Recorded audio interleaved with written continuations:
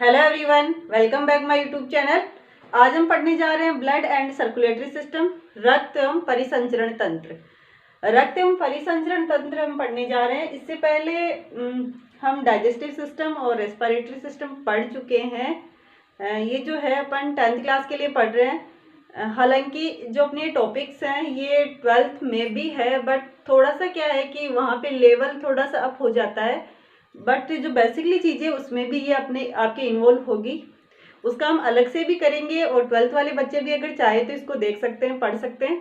But ये जो है यहाँ पर हम सिर्फ 10th को ध्यान में रखते हुए पढ़ रहे हैं। तो आज हमारा जो टॉपिक हम पढ़ने जा रहे हैं परिसंचरण तंत्र। तो परिसंचरण तंत्र पर पढ़े इससे पहले जिन्होंने भी नहीं देखा है वो इससे पहले के जो 2 वीडियोस है डाइजेस्टिव सिस्टम और जो रेस्पिरेटरी सिस्टम के, उनके वो पहले जाकर के देख ले।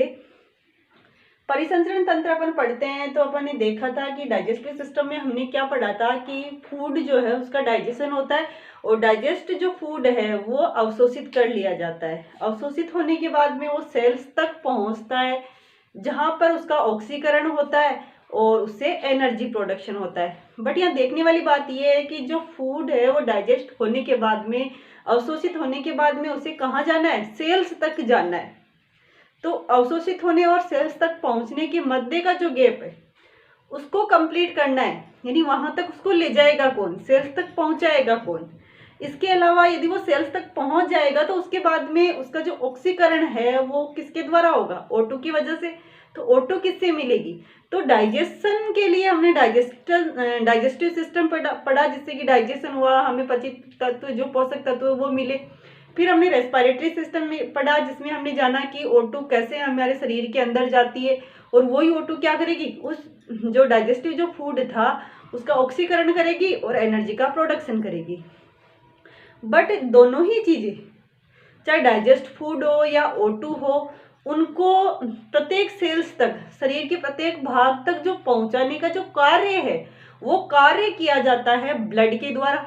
और ब्लड जब उस डाइजेस्ट फूड को, यानी पचित जो पोषक तत्व है, पचित जो भोजन है उसको और जो O2 है उसको शरीर की प्रत्येक कोशिका में ले जाता है। और रक्त के द्वारा इन पदार्थों के शरीर की प्रत्येक कोशिका में ले जाना, और प्रत्येक कोशिका में क्या होता है? कुछ अपशिष्ट भी बनते हैं। तो उन अपशिष्टों को और CO2 का भी प्रोडक्शन होता है। CO2 और उन अपशिष्टों को वापस, जो कि हमारे लिए अनावश्यक है, उनको वापस बाहर निकालने के लिए दूसरे स्थानों तक लाना, ये सारा काम भी किसके द्वारा होता है? ब्लड के द्वारा होता है। तो ब्लड क्या कर रहा है? यहाँ पर जो पदार्थ है उनको एक स्थान से दूसरे स्थान तक ले जाने का वर्क कर रहा है। और इसी कारण हम इसको क्या कह सकते हैं कि वो क्या कर रहा है? परिवहन कर रहा है, एक व्हीकल की तरह यूज हो रहा है यहाँ पर। और ब्लड के द्वारा इन पदार्थों का जो एक स्थान से दूसरे स्थान तक परिवहन किया जाता है उसी से बनता है अपना परिसंचरण तंत्र, सर्कुलेटरी सिस्टम। तो बेसिकली मैंने आपको बताया, यही हम इसमें पढ़ने वाले हैं। तो क्या है अपना परिसंचरण तंत्र या सर्कुलेटरी सिस्टम? कि अंगों का समूह जिसके द्वारा पचित पोषक तत्व, O2, हार्मोन्स व सेल्स में निर्मित अपशिष्ट CO2 आदि का परिवहन किया जाता है, उसे हम क्या कहते हैं? परिसंचरण तंत्र या सर्कुलेटरी सिस्टम कहते हैं। परिसंचरण तंत्र या सर्कुलेटरी सिस्टम हम किसे कहेंगे? अंगों का ऐसा समूह, यानी कोई ऐसा तंत्र होगा, और कोई भी तंत्र होता है तो वो एक विशिष्ट अंगों का समूह होता है, यानी अंगों से मिलकर के तंत्र बनता है। तो अंगों का ऐसा समूह जो क्या करता है? पचित भोजन को, यानी पचित पोषक तत्वों को, O2 को और हार्मोन्स को तथा सेल्स तक ले जाता है और सेल्स में बने हुए अवशिष्ट CO2 आदि का परिवहन करता है। यानी इन सब पदार्थों का जो परिवहन करता है वो तंत्र क्या कहलाता है? परिसंचरण तंत्र कहलाता है या सर्कुलेटरी सिस्टम कहलाता है। तो अब परिसंचरण जो तंत्र है उसके कौन कौन से पार्ट होंगे? परिसंचरण तंत्र किन से मिलकर बना हुआ है? परिसंचरण तंत्र में हम 3 चीजें देखेंगे। पहली होगी ब्लड यानी रक्त, दूसरा है हार्ट यानी हृदय, तीसरी होगी ब्लड वेसल्स या रक्त वाहिकाएं। तो सबसे पहले अपन बात करें ब्लड क्या करता है? यहाँ पर ब्लड ही तो है, वो ब्लड ही क्या करता है? इस पचित जो पोषक तत्व है, O2 है या हार्मोन्स है, इनको सेल्स में ले जाता है। प्रत्येक शरीर के प्रत्येक भाग की प्रत्येक सेल्स तक इनको कौन ले जा रहा है? पचित भोजन को, O2 को, हार्मोन्स को कौन ले जा रहा है? ब्लड। तो ब्लड इनको ले जाता है और उन सेल्स में क्या बनते हैं, जो अपशिष्ट बनते हैं या फिर जो CO2 बनती है उसको वापस वहां से कौन लेके आता है, वो भी ब्लड करता है। तो ब्लड क्या करता है, इनका परिवहन करता है। पर ब्लड को भी उन प्रत्येक सेल्स तक जाने के लिए, प्रत्येक अंगों तक पहुंचने के लिए किसकी आवश्यकता होती है, यानी किसके अंदर से होते हुए वो जाता है, वाहिकाओं के अंदर से जाता है, वेसल्स में से जाता है। तो ब्लड को ले जाने का जो कार्य करती है, यानी ब्लड जिसके अंदर से होकर के बहता है, वो क्या कहलाती है, ब्लड वेसल्स यानी रक्तवाहिकाएं।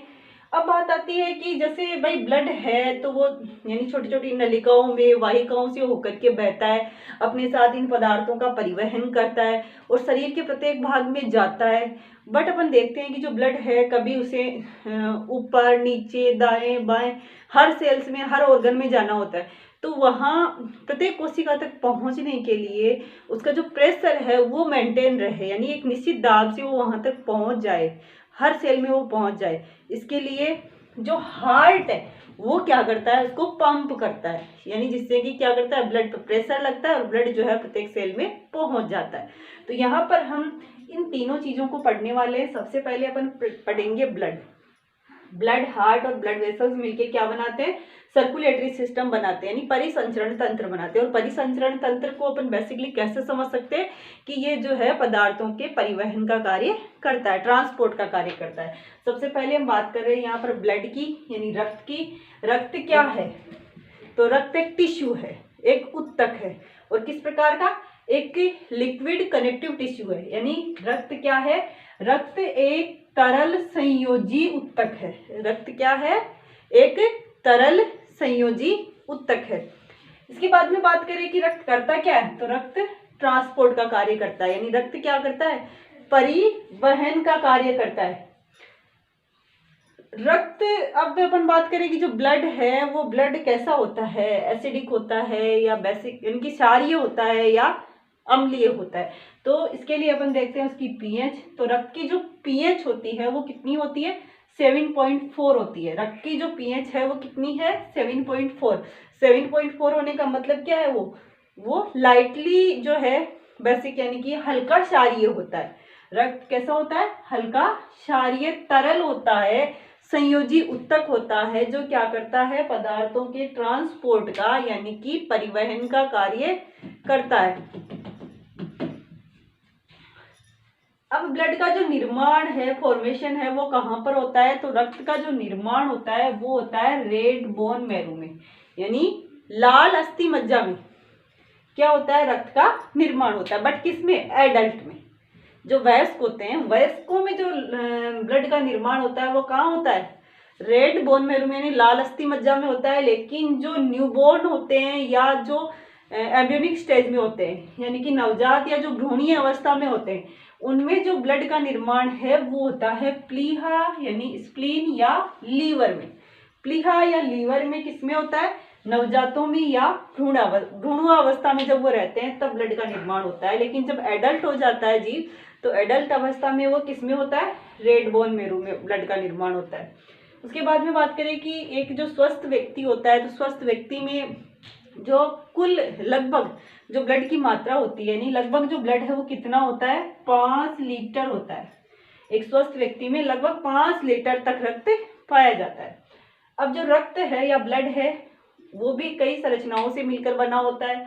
तो मेनली अपन क्या करते हैं, ब्लड को 2 भागों में बांट देते हैं, यानी 2 प्रकार की संरचनाओं से मिलकर बनता है। एक तो होता है उसका तरल भाग, लिक्विड फॉर्म, दूसरा होता है उसका ठोस या ग्रेनुलर पार्ट, यानी ठोस या कणिकीय भाग। जो तरल भाग होता है उसको हम कहते हैं प्लाज्मा। जो रक्त का तरल भाग है वो क्या कहलाता है, प्लाज्मा। और जो रक्त का ठोस या कणिकीय भाग होता है वो कहलाता है कोशिकीय भाग। अब जो तरल भाग है प्लाज्मा, ये कुल रक्त का 55% होता है, यानी कुल जितना रक्त होता है शरीर में उस रक्त का लगभग 55% जो हिस्सा है वो क्या होता है, तरल होता है, जिसको हम क्या कहते हैं, प्लाज्मा कहते हैं। और शेष जो 45% हिस्सा होता है ब्लड का वो कैसा होता है, वो ग्रेन्युलर पार्ट होता है, यानी ठोस भाग होता है, उसको हम कोशिकीय भाग या कोशिकीय पार्ट कहते हैं। अब जो प्लाज्मा है उस प्लाज्मा में क्या क्या रहता है, जो तरल भाग है प्लाज्मा उसमें क्या क्या होता है, वो किससे मिलकर बना होता है। जो प्लाज्मा है वो मोस्टली जल, यानी कि वाटर ऑर्गेनिक और इनऑर्गेनिक और मिनरल से मिलकर बना होता है, यानी कि जल कार्बनिक और अकार्बनिक पदार्थों और मिनरल से मिलकर के बना होता है, जिसमें भी जो वाटर है या जल है, जल की मात्रा लगभग 92% होती है। यानी टोटल जो प्लाज्मा है, हम ब्लड की बात नहीं कर रहे हैं यहाँ पर, जो प्लाज्मा है उस प्लाज्मा का, कुल प्लाज्मा का 92% भाग क्या होता है, वाटर होता है, यानी कि जल होता है। और शेष जो 8% हिस्सा है वो क्या होते हैं, कार्बनिक और अकार्बनिक पदार्थ, मिनरल्स आदि होते हैं। प्रोटीन्स वगैरह, मिनरल्स वगैरह, कार्बनिक पदार्थ, अकार्बनिक पदार्थ, वो सारे मिलकर के कितने होते हैं, 8% भाग बनाते हैं। और बाकी 92% भाग जो है प्लाज्मा का, वो किससे बनता है, वाटर से बनता है, यानी कि जल से बनता है।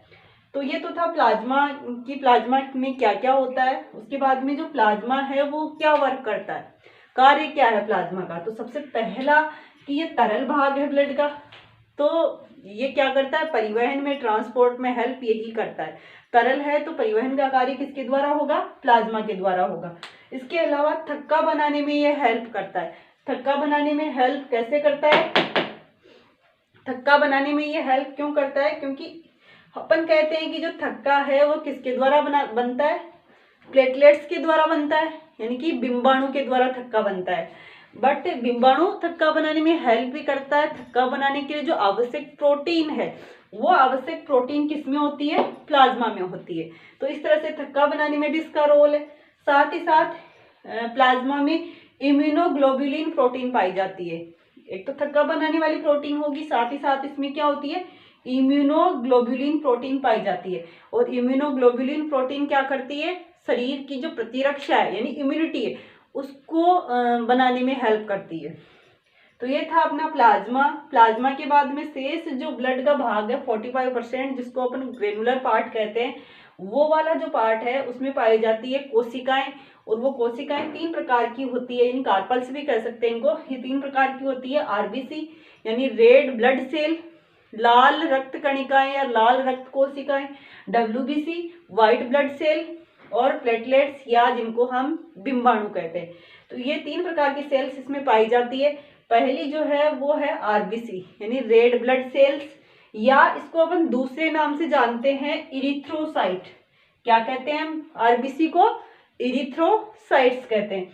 अब जो आरबीसी या जो इरिथ्रोसाइट है, जैसे कि इसके नाम से पता है, रेड ब्लड सेल यानी लाल रक्त कोशिकाएं, तो लाल रंग की होती है, इस कारण इनको रेड ब्लड सेल का है। अब लाल रंग की ये क्यों होती है, क्योंकि इनमें क्या होता है, एक प्रोटीन होती है, यानी कि एक विशेष पदार्थ इनमें पाया जाता है, हीमोग्लोबिन। हीमोग्लोबिन इनमें प्रेजेंट होता है। और जो हीमोग्लोबिन होता है वो खुद भी 2 पार्ट से मिलकर बना होता है। एक तो उसका पार्ट है हिम और दूसरा होता है ग्लोबिन। अब जो हिम है वो एक पिगमेंट है, वर्णक है जो लाल रंग का है, और ग्लोबिन जो होती है वो होती है प्रोटीन। यानी कि ग्लोबिन प्रोटीन और हिम जो पिगमेंट है, इन दोनों के मिलने से क्या बनता है, हीमोग्लोबिन। और हीमोग्लोबिन हिम पिगमेंट से बना है जो लाल रंग का है। तो इसी की वजह से जो आरबीसी जो वो कैसी होती है, लाल रंग की होती है। और इसके अलावा जो टोटल जितनी भी ये जो सेल्स होती है, कोशिकीय भाग जितना भी होता है टोटल, उसका 99% आरबीसी होती है। यानी सर्वाधिक मात्रा में जो भी ग्रेनुलर पार्ट था, उस ग्रेनुलर पार्ट जो ब्लड का 45% था, उस ग्रेनुलर पार्ट का, यहाँ हम ब्लड की बात नहीं कर रहे, ग्रेनुलर पार्ट की 99% क्या होती है, आरबीसीज होती है। आरबीसी जो होती है ये जब न्यू बनती है तो उस समय इनमें जो है केंद्रक होता है, लेकिन मेच्योर होने के बाद में, परिपक्व होने के बाद में आरबीसी में केंद्रक जो है वो नहीं होता, नहीं पाया जाता। यानी परिपक्व जो आरबीसी होती है वो कैसी होती है, केंद्रक विहीन होती है। इसके अलावा अपन बात करें जो आरबीसी है, इनकी जो एज होती है, जो आयु है, यानी कितने दिन तक ये बनी रहती है, इनका जो जीवन काल है वो होता है 120 दिन, यानी 120 डेज। 120 दिन इनकी एज होती है या आयु होती है। उसके बाद में क्या होता है, जो आरबीसीज है वो डेड हो जाती है, यानी मृत हो जाती है। और मृत होने के बाद में इनको प्लीहा में ले जा करके इकट्ठा किया जाता है, जहां पर आगे का प्रोसेस होता है। तो प्लीहा में जो मृत आरबीसीज है उनको प्लीहा में ले जा करके इकट्ठा किया जाता है, स्प्लीन में इकट्ठा किया जाता है। इसी कारण स्प्लीन या प्लीहा को आरबीसी का कब्रिस्तान कहा जाता है। क्या कहा जाता है, आरबीसी का कब्रिस्तान। किसको, प्लीहा को। तो ये थी आरबीसीज। आरबीसी के बाद में जो ठोस या कणिकीय भाग है उसका जो दूसरा पार्ट है वो है डब्ल्यूबीसी। डब्ल्यूबीसी यानी कि व्हाइट ब्लड सेल या श्वेत रक्त कोशिकाएं, या फिर हम इसको ल्यूकोसाइट भी कहते हैं, ल्यूकोसाइट या व्हाइट ब्लड सेल। ये जो होती है इनमें हीमोग्लोबिन नहीं पाया जाता, और हीमोग्लोबिन नहीं होने की वजह से ये कैसी होती है, ये रंगहीन होती है, यानी इसीलिए इनको अपन श्वेत रक्त कणिकाएं या श्वेत रक्त कोशिकाएं कहते हैं, क्योंकि इनमें क्या नहीं है, हीमोग्लोबिन नहीं है, इसीलिए इनमें कोई रंग नहीं होता, ये रंगहीन होती है। इनका जो निर्माण है वो भी सेम आरबीसी की तरह ही लाल अस्थि मज्जा से होता है। इनकी जो ये जो डब्ल्यूबीसी है, ये डब्ल्यूबीसी दो प्रकार की होती है।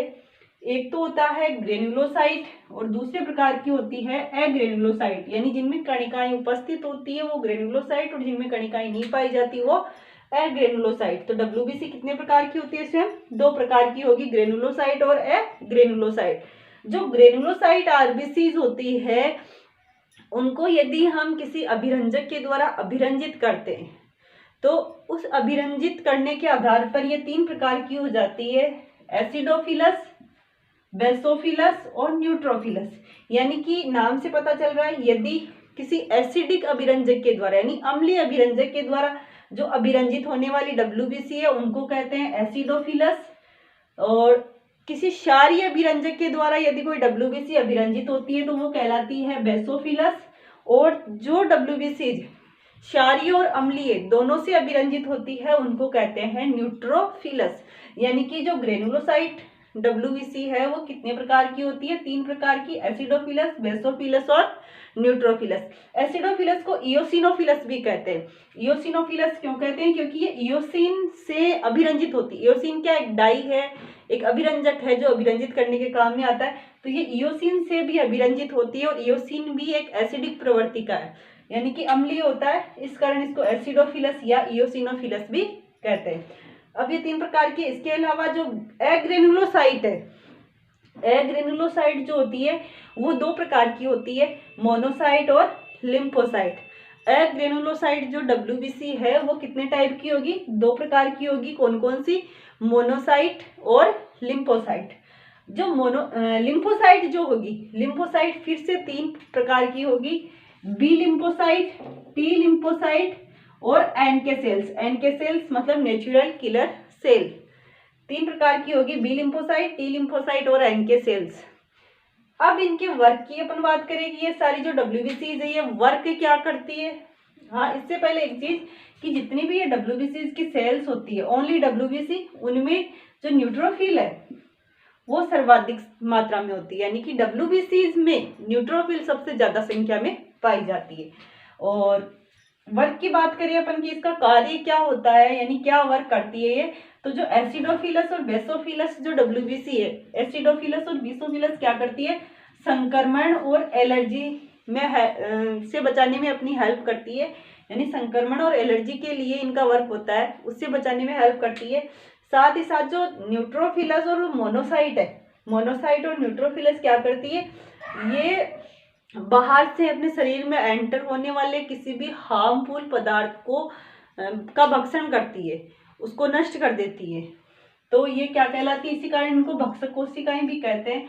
मोनोसाइट तो मैच्योर होने के बाद में और बड़ी हो जाती है, यानी बड़े आकार की होती है बाद में, और मैच्योर होकर के जब ये बड़ी हो जाती है तो ये कहलाती है मैक्रोफेज, यानी महाभक्षक सेल।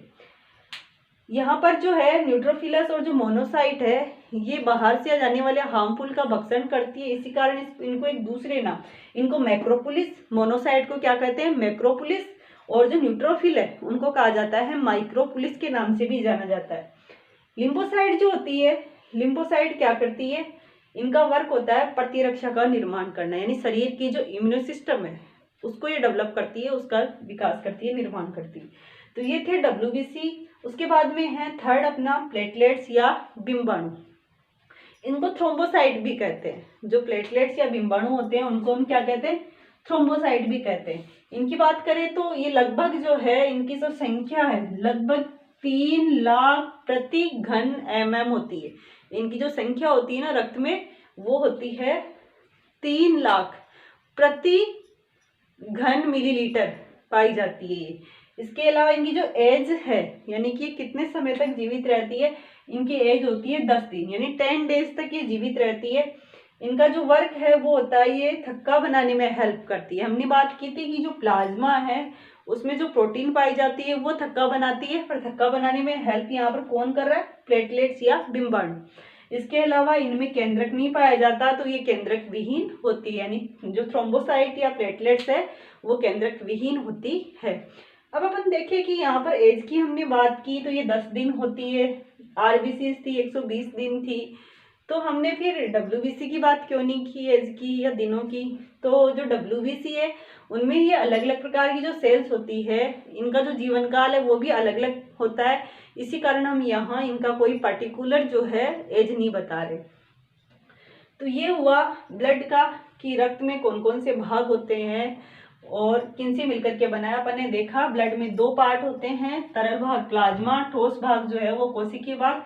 तरल भाग जो प्लाज्मा है वो भी जल, कार्बनिक और अपारगमनिक पदार्थों से मिलकर बना होता है, और जो ठोस भाग है वो आरबीसी, डब्ल्यूबीसी और प्लेटलेट से मिलकर बना होता है। उसके बाद में अपन ब्लड के कार्यों की बात करें, यानी रक्त क्या कार्य करता है, रक्त के क्या कार्य, तो सबसे इंपॉर्टेंट सबसे पहली बात कि वो ट्रांसपोर्ट करता है यानी परिवहन करता है। अब किन किन चीजों का परिवहन करता है, तो O2 और CO2 का, O2 और CO2 का परिवहन करता है। कहाँ पर, जो O2 और CO2 है उसको कहाँ से, फेफड़ों से लेकर के ऊतकों तक या सेल्स तक पहुंचाता है।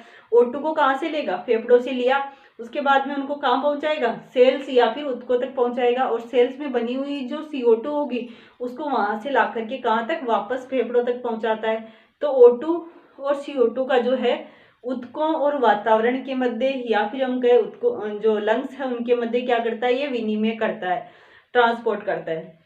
इसके अलावा जो पोषक तत्व है उन पोषक तत्वों का भी क्या करता है, ये शरीर की विभिन्न सेल्स तक परिवहन करता है। तो पोषक तत्वों का करता है, O2 CO2 का करता है, साथ ही साथ हार्मोन्स का परिवहन करता है। अपन जानते हैं कि जो एंडोक्राइन सिस्टम होता है यानी अंतःस्रावी तंत्र, और जो अंतःस्रावी तंत्र की जो अंतःस्रावी ग्रंथियां होती है वो हार्मोन सीक्रेट करती है, और इनके द्वारा छोड़े गए जो हार्मोन है वो हार्मोन किसी नलिका के द्वारा दूसरे स्थानों तक नहीं जाते बल्कि रक्त के माध्यम से ही विभिन्न स्थानों तक पहुंचते हैं। तो हार्मोन्स को भी ये क्या करती है, एक स्थान से दूसरे स्थान तक पहुंचाने का कार्य ब्लड ही करता है, तो रक्त का परिवहन करता है। साथ ही साथ जो सेल्स में बनने वाले जो उत्सर्जी पदार्थ है अन्य, उनका भी ये परिवहन करता है। तो उत्सर्जी पदार्थों का, पोषक तत्वों का, CO2 O2 का, हार्मोन्स का, इनका परिवहन करता है। साथ ही साथ ताप नियंत्रण का कार्य करता है ये, यानी शरीर के तापमान को भी कंट्रोल करता है, शरीर के pH को भी कंट्रोल करता है। और अपन ने देखा डब्ल्यूबीसी प्रतिरक्षा का कार्य कर रही है, तो प्रतिरक्षा निर्माण में भी ये मदद करता है। तो ये सारे जो वर्क है वो किसके है, ब्लड के, यानी रक्त के सारे कार्य हैं। अब अपने पास में एक छोटा सा टॉपिक है अगला, वो है रक्त के प्रकार, यानी रक्त जो है वो कितने प्रकार का कैसा होता है।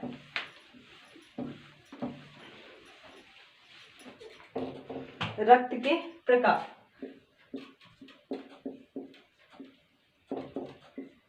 ब्लड जो होता है, रक्त या जो ब्लड है, ब्लड की जो आरबीसीज होती है, आरबीसी की सतह पर एंटीजन पाए जाते हैं। आरबीसी की जो सतह है, सरफेस जो होती है, सतह पर क्या पाए जाते हैं, प्रतिजन या एंटीजन पाए जाते हैं। और जो ये प्रतिजन या एंटीजन कौन कौन से होते हैं, एक ए होता है और बी होता है। आरबीसी की जो सतह है उस पर क्या होते हैं, एंटीजन पाए जाते हैं, ए और बी। और इन एंटीजनों की उपस्थिति के आधार पर जो रक्त है उसको 4 भागों में बांटा गया है, 4 प्रकारों में बांटा गया है। और वो जो 4 प्रकार है उनको कहा जाता है रक्त समूह। और रक्त समूहों को यहाँ पर हम एबीओ रक्त समूह भी कहते हैं, यानी कि जो 4 एबी जो प्रतिजन है उनकी उपस्थिति के आधार पर हम क्या करते हैं, रक्त को 4 भागों में बांटते हैं। और जो 4 भाग है अपने वो क्या होते हैं, इनको अपन कहते हैं, जो 4 भागों में बांटते हैं उनको संयुक्त रूप से हम कहते हैं एबीओ रक्त समूह। एबीओ रक्त समूह। और एबीओ रक्त समूह जो वो 4 प्रकार के होते हैं, ए रक्त समूह, बी, एबी और चौथा है ओ।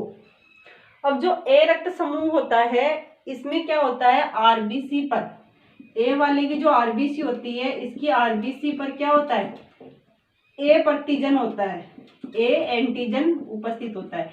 यदि आरबीसी की सतह पर ए एंटीजन उपस्थित होता है तो कौन सा होता है वो रक्त का प्रकार, ए रक्त समूह होता है। या यदि आरबीसी की सतह पर बी एंटीजन उपस्थित होता है तो उसको हम कहते हैं बी रक्त समूह। यदि आरबीसी की सतह पर ए और बी दोनों एंटीजन या प्रतिजन उपस्थित होते हैं तो कहलाता है ए बी रक्त समूह। और यदि आरबीसी की सतह पर क्या होता है, यहाँ पर आरबीसी की सतह पर ए बी दोनों ही उपस्थित नहीं होते, दोनों ही नहीं होते, और दोनों ही नहीं होते तो हम उसको कहते हैं ओ रक्त समूह। यानी कि आरबीसी की सतह पर कौन सा प्रतिजन उपस्थित है, इस आधार पर जो रक्त समूह है वो 4 प्रकार के होते हैं। और रक्त समूहों को अपन संयुक्त रूप से ए बी और रक्त समूह कहते हैं। और ये 4 प्रकार कौन से हैं, ए रक्त समूह, बी, ए बी और ओ। जिस आरबीसी की सतह पर ए एंटीजन उपस्थित होगा वो ए रक्त समूह कहलाएगा। जब बी उपस्थित होगा तो उसे बी ब्लड ग्रुप, जब ए बी दोनों उपस्थित होंगे तो ए बी ब्लड ग्रुप। और यदि आरबीसी की सतह पर कोई एंटीजन उपस्थित नहीं होगा तो उसे हम कहेंगे ओ ब्लड ग्रुप। उसके बाद में अब एक और छोटा सा अपना टॉपिक है, वो है ब्लड वेसल्स। ब्लड वेसल्स यानी कि रक्त वाहिकाएं, जो तीसरा अपना पार्ट था, रक्त वाहिकाएं। यानी जो रक्त है वो किन में बहता है, वाहिकाओं में। और जो ये रक्त वाहिकाएं हैं ये 3 प्रकार की होगी, 3 प्रकार की रक्त वाहिकाएं अपन पढ़ेंगे। एक है धमनी, दूसरी है सीरा, धमनी या जिसको आर्टरी कहते हैं, सीरा या वेन, और तीसरी है केसिकाई, केसिका या इन्हीं को कैपिलरीज भी कहते हैं। धमनी क्या होगी, धमनी क्या करती है, हार्ट से ब्लड को शरीर के विभिन्न सेल्स उसको अंगों में ले जाती है। धमनी किधर ले जाती है ब्लड को, किस तरफ बहता है इसमें रक्त, हार्ट से सेल्स की तरफ बहता है, यानी शरीर के अन्य अंगों की तरफ या फिर सेल्स की तरफ ब्लड बहता है। किसमें, आर्टरी में या धमनी में। और सीरा या वेन में, इसमें जो सेल्स है उन सेल्स से ब्लड किस तरफ आता है, हार्ट की तरफ, सेल्स से हार्ट की तरफ आता है। तो वो उसको हम क्या कहते हैं, उस ब्लड वेसल को सीरा या वेन कहते हैं। इसके अलावा अपन बात करें, जो धमनी या आर्टरी होती है उसमें जो रक्त बहता है हार्ट से सेल्स की तरफ वो O2 युक्त होता है, यानी ऑक्सीजनित रक्त होता है। O2 युक्त यानी उसमें ऑक्सीजन मिली हुई होती है। जबकि जो सीरा में जो ब्लड बहता है, जो कि हार्ट, जो सेल्स, शरीर की विभिन्न सेल्स ऑर्गन से हार्ट की तरफ आता है, उसमें क्या होता है, वो डीऑक्सीजनित रक्त होता है, यानी कि उसमें O2 नहीं होती है, O2 नहीं होती, डीऑक्सीजनित ब्लड होता है वो। उसके अलावा जो धमनियां जो होती है, इनकी जो वॉल होती है, जैसे कि ये कोई नलिका रूपी है तो इनकी जो वॉल होती है वो वॉल जो होती है वो थिक होती है, यानी कि इनकी जो भित्तियां होती है वो मोटी होती है। बल्कि जो सिराएं होती है, इन सिराओं की जो भित्तियां होती है वो पतली होती है। मोटी क्यों होती है, क्योंकि ये हार्ट से ब्लड को लेके जाती है, तो हार्ट इन पर क्या करता है, पंप करता है, तो प्रेशर पड़ता है, ताकि प्रेशर से इनकी जो भित्ती है वो फटे नहीं, इसलिए इनकी भित्ती मोटी होती है। और सिराओं में जो ब्लड है वो अन्य सेल्स से होकर के आता है, तो उस पर कोई प्रेशर नहीं लगता, इसलिए वो कैसी होती है, पतली होती है। और मोटी होने की वजह से इनकी जो गुहा है वो गुहा कैसी हो जाती है, सक्रिय हो जाती है, छोटी हो जाती है। जबकि सिराओं की जो गुहा होती है वो बड़ी होती है, चौड़ी होती है। इसके अलावा जो धमनियां होती है उनमें कोई वाल्व या कपाट नहीं पाए जाते, जबकि सिराओं में वाल्व या कपाट होते हैं। ऐसा क्यों, क्योंकि जो धमनियां है उनमें जो ब्लड जाता है वो हार्ट के प्रेशर से जाता है और शरीर के विभिन्न पार्ट्स में जाता है, तो उसे रुकने की आवश्यकता नहीं होती है। बल्कि जो सिराएं होती है उनमें विभिन्न सेल्स से ब्लड आता है, तो उसमें कोई प्रेशर नहीं लग रहा होता है। तो यदि मान लो ब्लड जो है नीचे से ऊपर की ओर चढ़ रहा होता है हार्ट की तरफ, तो वो चढ़ते चढ़ते वापस क्या होता है, प्रेशर होता नहीं है, तो वापस नीचे ना जाए, इसलिए उसमें क्या लगे होते हैं, वाल्व या कपाट लगे होते हैं, जो एक ही दिशा की तरफ होते हैं, जो ब्लड को एक तरफ ही जाने देते हैं, वापस नीचे की ओर दूसरी दिशा में नहीं जाने देते। तो ये मेनली डिफरेंस होता है धमनी और सिराओं में। तीसरी जो थी केसिका या कैपिलरीज, ये क्या होती है, अब जो धमनी है वो ब्लड को हार्ट से तो लेके जा रही है, लेकिन हार्ट से ले जाकर के वो खुद अकेले ही तो प्रत्येक ऑर्गन या फिर प्रत्येक सेल्स में जाएगी नहीं। तो क्या होता है, जो धमनी किसी भी ऑर्गन में जाती है, उस ऑर्गन में जाने के बाद में वो छोटी छोटी नलिकाओं में बट जाती है, और वो छोटी छोटी नलिकाएं हैं वो फिर बाद में प्रत्येक जो है जो सेल्स वगैरह में, टिश्यूज में जाएगी। तो धमनी जब डिवाइड होकर के इन छोटी नलिकाओं में बट जाती है तो उन छोटी नलिकाओं को कहते हैं हम केशिकाएं या फिर कैपिलरीज। इसी प्रकार से जो है सेल से निकलने वाली जो छोटी नलिकाएं होती है, जो सिराएं होती है, वो भी केशिकाएं या कैपिलरीज कहलाती है। फिर वो जुड़ करके एक बड़ी सिरा बना लेती है जिसको अपन सिरा या वेन कहते हैं। तो आज की वीडियो में हमने देखा ब्लड की स्ट्रक्चर, उसके बाद में हमने देखा ब्लड ग्रुप यानी ब्लड के प्रकार और ब्लड वेसल्स। अब इसमें अपने बचा है हार्ट, तो हार्ट हम पढ़ेंगे नेक्स्ट वीडियो में। वीडियो अगर आपको पसंद आता है तो इसे लाइक कीजिए, शेयर कीजिए, सब्सक्राइब कीजिए, और thank you watching for my video. मिलते हैं नेक्स्ट वीडियो।